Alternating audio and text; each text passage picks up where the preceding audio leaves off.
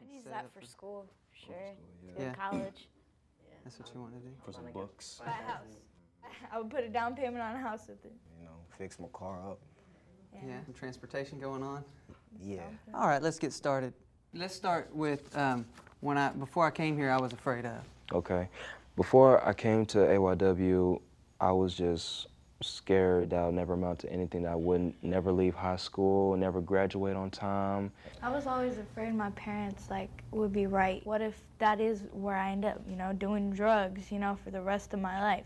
I was afraid that it was either not going to be able to ever find a job, or that I was either going to be working a dead-end job, living paycheck to paycheck. I don't know exactly how my life was going to turn out, and I don't think I really cared. No purpose? Yeah, I was just living my life day by day. I think it hit me when my brother got arrested for selling drugs. I was doing the same thing. Started at 14, and I don't know, I got scared because I thought I was going to end up in a place like that.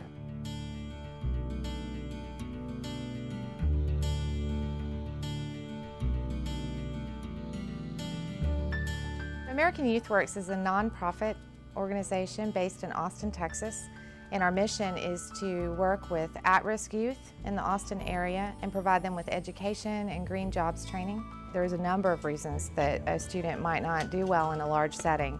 Often, a student could be creative and need hands-on learning experiences that wouldn't normally be provided by a traditional high school. Other students have social factors in their lives that create a need for them to have half a day of school or a self-paced approach to their academic classes. Do you remember the moment when you decided to stop going to traditional schools? Yeah. What was that like? I didn't want to be home because it was so awful. I was constantly fighting with my parents and my siblings, and just gotten to the wrong crowd and just dropped out of school. The reason why I left was just because it was hard for me to work with some of the teachers, as well as some of the work that was being taught up there. If you don't have a GED or a high school diploma, you're not gonna get anywhere. We offer High School Plus jobs training programs so that the student can receive a stipend and some money for their work while they're being trained. They can receive scholarship money to then go on to post-secondary education.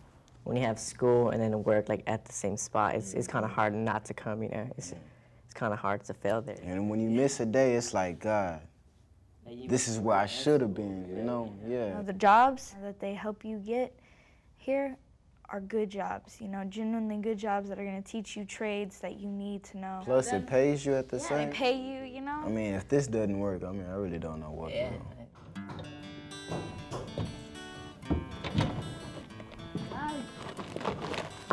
Building a house from ground up, you learn more. You can further it in your future. My name is Ashley Foster. I'm a member of Casa Verde Builders. I ended up fighting with my dad and I got locked up. So, I couldn't stay in the house. Going to work at the same time going to school, me making money, trying to pay for bills, trying to do my homework at the same time just wasn't really cutting it for me. I had walked in class and there was a paper sitting on the desk about Casa Verde, and I was just like, they're talking about money. The first thing I seen was money.